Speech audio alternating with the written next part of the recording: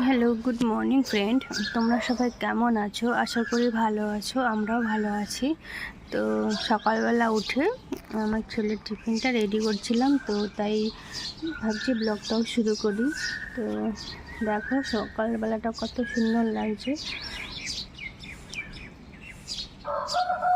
তো চলো কি বানাই সেটাই তোমাদেরকে দেখাচ্ছি। দেখো কি সুন্দর লাগছে। চলো কি বানাচ্ছি সেটা দেখাচ্ছি।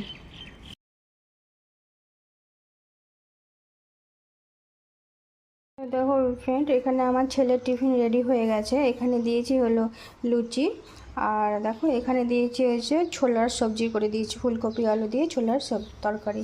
তো চলো টিফিনটা রেডি করে পরে আসছি। তো চলো আমার ছেলের টিফিন রেডি এখানে।